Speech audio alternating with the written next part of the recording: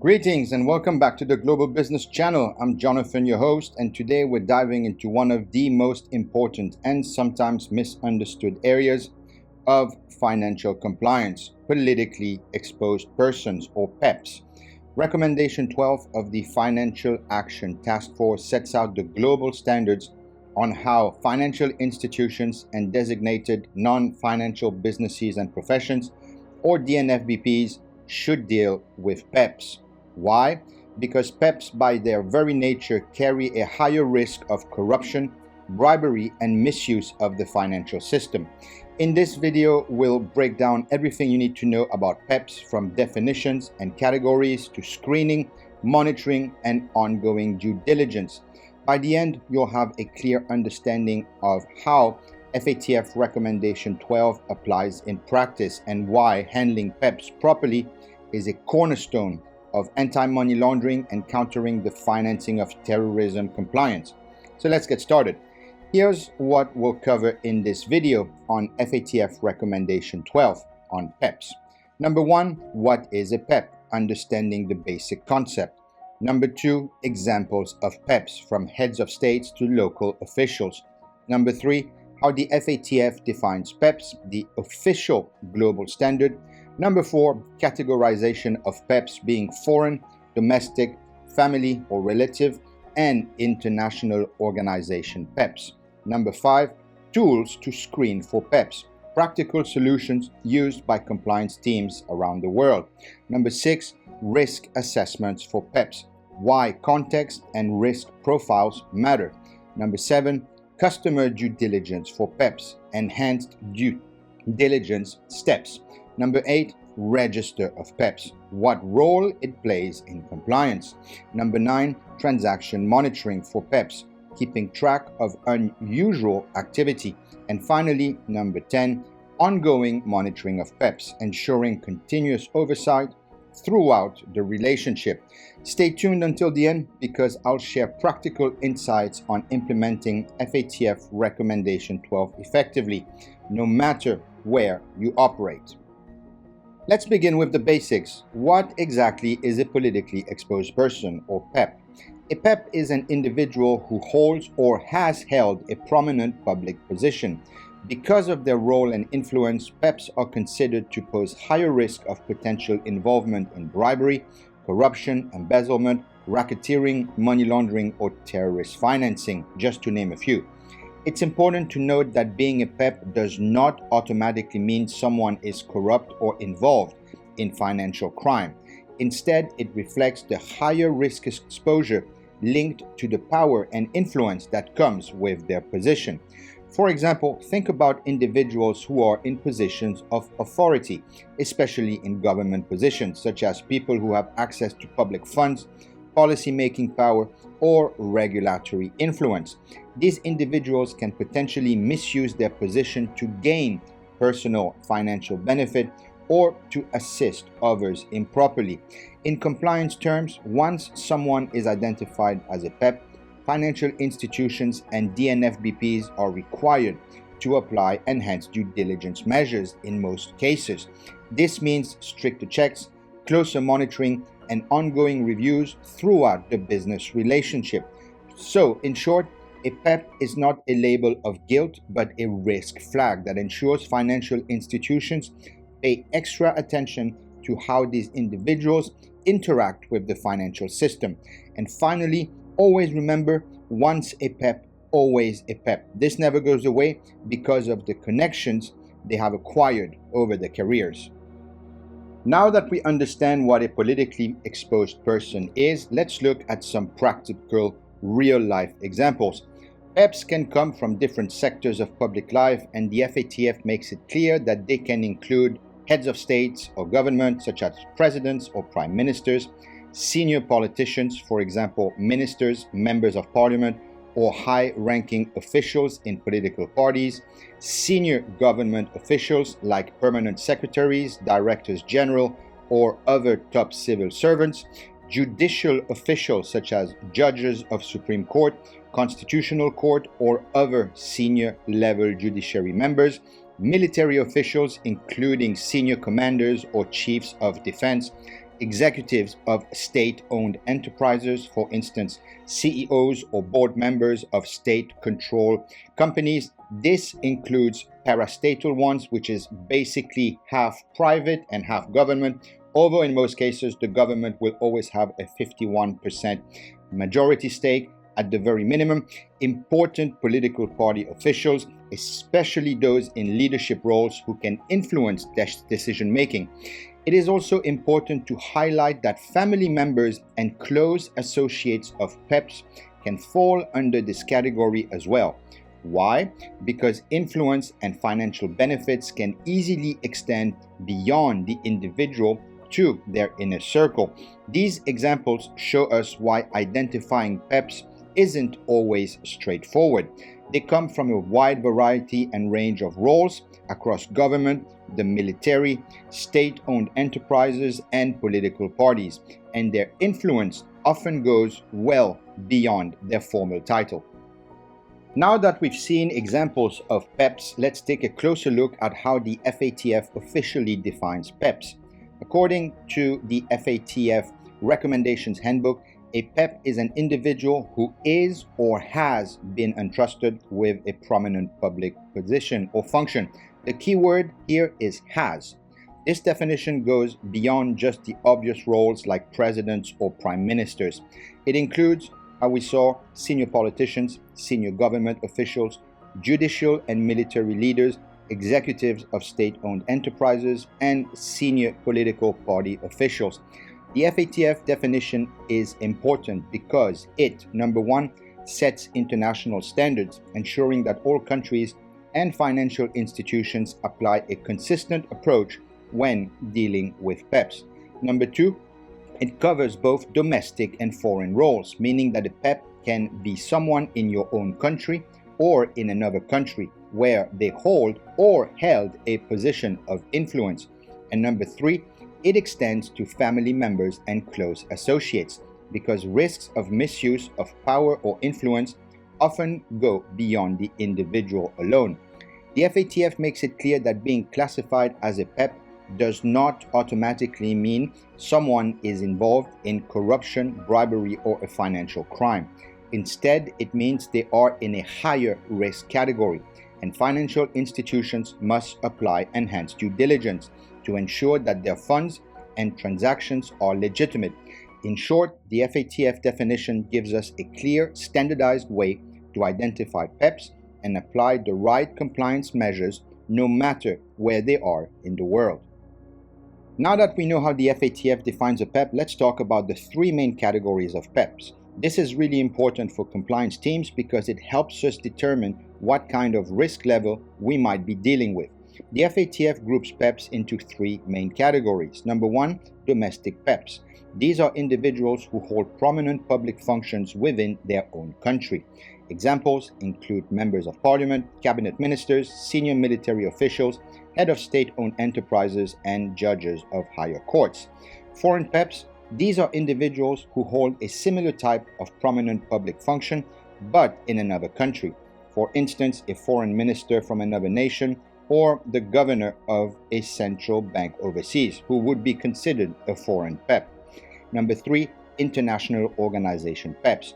This category applies to people who are entrusted with senior positions in international organizations. For example, directors, deputy directors, or board members in organizations such as the United Nations, the World Bank, or the International Monetary Fund, or the IMF. It is important to know that when you do your research and your screening, as we will see, international organization PEPs can also include in the screenings the organization itself. And here's something important. FATF guidance also extends the definition of PEPs to include family members and close associates. That means if a person is closely connected to a PEP through family ties or business relationships, they can also be classified as a PEP from a compliance perspective. So, in summary, domestic PEP means inside your country. A foreign PEP means outside your country. An international organization PEP means a PEP in a global institution. This categorization is what allows financial institutions to apply the right level of customer due diligence and ongoing monitoring based on the PEP's level of influence and exposure to potential risks. Identifying PEPs isn't just about knowing the definition. Financial institutions need the right tools and systems in place to detect them effectively. Here are some of the most widely used tools for PEP screening. Number one, PEP databases. Specialized providers like WorldCheck, Dow Jones, Risk and Compliance, Refinitiv, and LexisNexis maintain comprehensive global list of PEPs. These databases are updated daily and contain profiles of politicians, senior officials, and their close associates. Number two, sanctions lists and watch lists. PEP screening tools are often integrated with sanctions lists such as the OFAC list, the UN sanctions list, and the EU list, ensuring that financial institutions can detect both sanctioned individuals and PEPs in one go. Number three, publicly available information. Sometimes compliance teams need to use media searches, government websites, and public registers to identify if a customer is a PEP, especially if the name does not appear in commercial databases. Number four, customer self-declaration. Some financial institutions ask customers directly whether they hold or have held a prominent public function. While not always reliable, this can serve as an additional layer of verification. Number five, advanced screening software. Many banks and financial institutions use AI-powered name matching systems that detect variations in spelling, aliases, or transliterations of name across multiple languages. This is commonly used by WorldCheck by Refinitiv. The key takeaway here, no single tool is enough. Effective PEP screening usually combines databases, sanctions lists, public sources, and advanced technology to reduce the risk of missing a high-profile individual. This step is crucial because failing to identify a PEP at the onboarding stage can expose a financial institution to serious money laundering and reputational risks. Once a politically exposed person has been identified, the next critical step is to assess the level of risk they present. Not all PEPs pose the same level of threat, so financial institutions must use a risk-based approach to determine how much scrutiny is actually necessary. Here's how PEP risk assessments are typically carried out. Number one, nature of the position held. PEPs who occupy very high-level roles, such as heads of states, ministers, or central bank governors, usually carry higher risks than lower-level public officials. Number two, influence and decision-making power. The greater the authority over budgets, contracts, or public resources, the higher the potential risk for corruption or misuse of funds. Number three, country risk. The PEP's country of origin or service is a big factor. For example, a PEP from a country with weak anti-corruption laws or poor governance will generally be assessed as higher risk. Number four, sector risk. Certain sectors like defense, natural resources, or infrastructure are more prone to corruption and money laundering risks than others. Number five, associates and family members.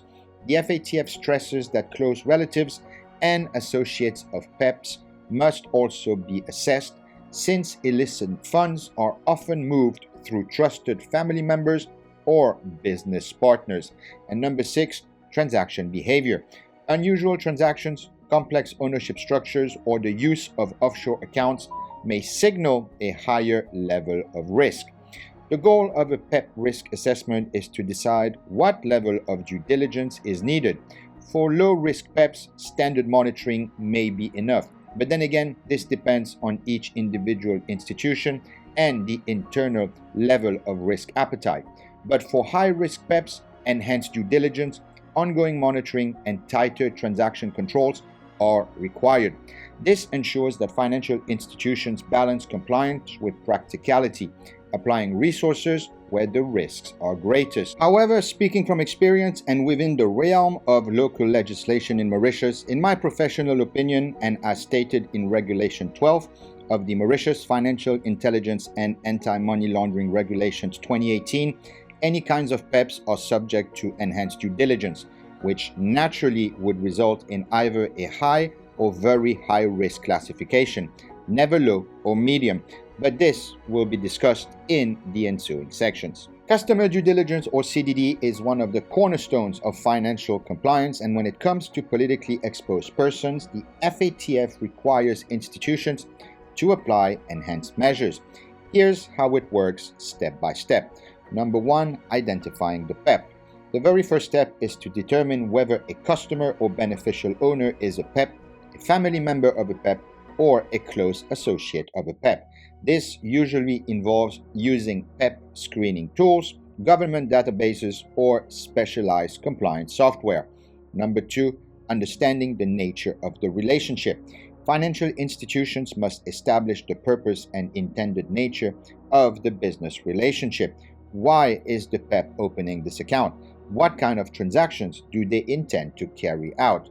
Number three, establishing the source of funds and wealth. This is one of the most critical elements of CDD for PEPs. Banks and financial institutions need to verify where the PEP's money and assets are coming from. Is it from legitimate sources such as salary, investments, or business activities? Or is it suspicious or unexplained? Number four, enhanced due diligence. For higher risk PEPs, EDD must be applied. This could include obtaining senior management approval before establishing or continuing the business relationships, conducting deeper checks on transactions, requiring more detailed documentation about the wealth and funds. This was actually well documented in one of our previous videos on the FATF Recommendation 10 regarding customer due diligence for higher risk situations. So check out the video if you haven't yet. Number five, ongoing monitoring. CDD for PEPs doesn't stop at the onboarding stage.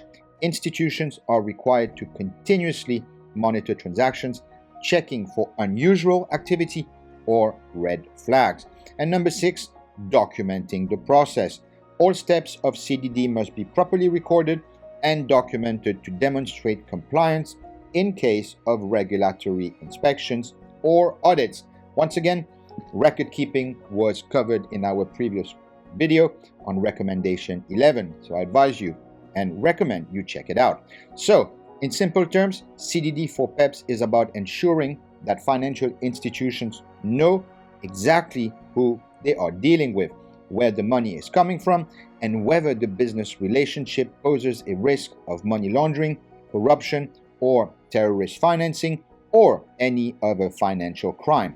By applying strict CDD measures, financial institutions can protect themselves from reputational, legal, and regulatory risks, while also helping the global fight against financial crime. Now that we've covered customer due diligence for PEPs, let's look at registers of PEPs, an essential tool for financial institutions and regulators. What is a PEP register? A PEP register is an official or institutional record of individuals classified as politically exposed persons. It typically contains the name and personal details, position held, current or former, country or jurisdiction of political exposure, tenure dates, sometimes family members and close associates. Why is it important? Well, it helps financial institutions identify PEPs quickly, supports enhanced due diligence and risk management, ensures regulatory compliance with the FATF Recommendation 12, which we will discuss towards the end, and it enables a risk-based approach, focusing monitoring where the potential risk is the highest. Now, who maintains the register? Government authorities like financial intelligence units or anti-corruption agencies, central banks or regulatory authorities in some jurisdictions, and private compliance service providers who maintain global PEP databases, cross-checked with official registers, as we saw in a few sections earlier. Now, how does it work in practice? Well, number one, customers are screened against the PEP register during the onboarding phase. Number two, if a match is found, enhanced due diligence is triggered in most of the times and cases. Number three, EDD may include verifying the source of funds seeking senior management approval, and closely monitoring transactions. Now remember that the FATF are only recommendations and guidance, so you must look at the law and legislation in the country in which you are operating. As we saw earlier, in Mauritius, if a foreign PEP has been identified, enhanced due diligence is automatically triggered. Now, some of the challenges with the registers may not always be up to date. Family members and associates may not always be listed, and identifying cross-border PEPs can be difficult without global coordination.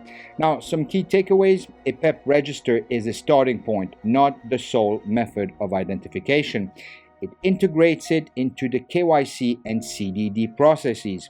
It applies a risk-based approach. Not all PEPs carry the same level of risk, and maintains proper documentation for regulatory inspections and audits. It is important to note that in many jurisdictions with robust AML, CFT, and CFP frameworks, banks, DNFBPs, and financial institutions are themselves supposed and mandated to hold on file their own internal register of PEPs as clients or customers with the relevant information discussed up to now in this video. This is in order to produce the necessary monitoring evidence to the authorities, regulators, and/or internal and external auditors. Once a PEP has been identified and due diligence has been conducted, the next critical step is transaction monitoring. This ensures that any unusual or potentially suspicious activity is detected early. What is transaction monitoring? It is the process of reviewing and analyzing a customer's financial activity to identify patterns or transactions that may indicate money laundering, corruption, or other financial crimes. Why is it important for PEPs? PEPs are higher risk customers due to their access to public funds and their influence. Monitoring helps mitigate the risks of illicit activity, and it ensures financial institutions comply with the FATF Recommendation 12. Now, how does it work? Number one, through automated monitoring systems. Many banks and financial institutions use software to track transactions in real time. They can flag unusual activity, such as large transfers, high-risk jurisdictions, or complex transactions. Number two, red flags for PEPs. Transactions inconsistent with the customer's known profile, large or frequent cross-border transfers, and the use of shell companies or offshore accounts. Number three, investigation and reporting. Suspicious activity reports, otherwise known as SARs or SARs, or suspicious transaction reports or STRs, are filed with the relevant authorities if a transaction seems suspicious. Compliance teams conduct further investigations to determine the legitimacy. Best practices include combining automated systems with manual review for high-risk PEPs, maintaining records of alerts and investigations, and updating risk profiles regularly based on transaction patterns.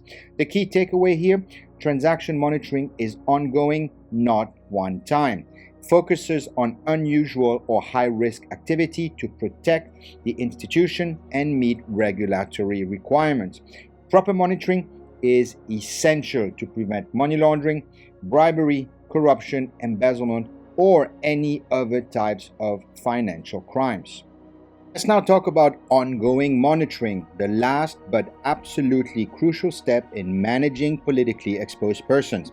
So what is ongoing monitoring?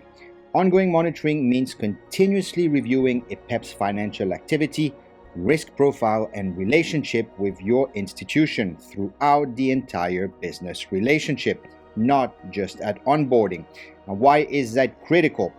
PEP's risk levels can change over time due to new positions, political influence, or changes in jurisdictions. Ongoing monitoring ensures that any new risks are identified promptly, and it helps institutions stay compliant with the FATF Recommendation 12 and local regulations and legislation. Now, how does it work? Number one, regular account reviews. Assess whether transactions and account activity align with the PEP's known profile and declared source of wealth and source of funds. Number 2, updating risk profiles. Risk ratings should be reviewed periodically, especially if the PEP gains or loses a public position or if there are any changes in family members or associates. Number 3, continuous screening. Screen PEPs against updated databases, sanctions lists, and adverse media reports regularly. Number 4, alerts and investigations. Any unusual or suspicious activity should trigger alerts. Investigations and reporting procedures should be conducted as needed, similar to transaction monitoring. Now, some best practices include establishing a structured monitoring schedule, could be monthly, quarterly, or as risk dictates. The use of automation tools for real-time alerts, but supplemented with manual review for high-risk PEPs, and documenting all monitoring activities to demonstrate regulatory compliance. Now, the key takeaway here, ongoing monitoring is continuous vigilance. PEP risks are dynamic, not static. Integrate it with your KYC, CDD, transaction monitoring, and risk assessment frameworks. And at the end of the day, it helps protect your institutions from regulatory, financial, and/or reputational risks. Before we wrap up, let's look at one of the most important parts of FATF Recommendation 12, the additional measures required for specific customers and activities, especially when dealing with politically exposed persons. Here's what financial institutions are required to do. First, they must have risk management systems in place to identify whether a customer or beneficial owner is a politically exposed person. This applies not only to new customers, but also to existing ones. Second, if the customer is identified as a PEP, the institution must obtain senior management approval before establishing or continuing a business relationship. This ensures that higher risk decisions are reviewed at the top level of the organization. Third, institutions must take reasonable measures to establish both the source of wealth and the source of funds of the PEP.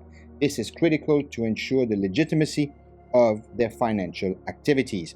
And fourth, there must be enhanced ongoing monitoring of the business relationship to detect any suspicious or unusual activity. Now, these obligations are not just for foreign PEPs. Financial institutions must also take reasonable steps to determine whether a customer or beneficial owner is a domestic PEP or someone entrusted with a prominent function by an international organization. And if the relationship with such a PEP is considered higher risk, then the same additional measures apply: senior management approval, verifying source of wealth and funds, and enhanced monitoring. Finally, it's important to remember that these requirements extend to family members and close associates of PEPs. This wider scope closes loopholes and prevents misuse of the financial system through relatives or trusted associates. In short, FATF Recommendation 12 requires institutions to apply enhanced scrutiny, oversight, and transparency when dealing with PEPs, their families, and close associates, whether foreign, domestic, or linked to international organizations. And that brings us to the end of our deep dive into politically exposed persons and the FATF Recommendation 12.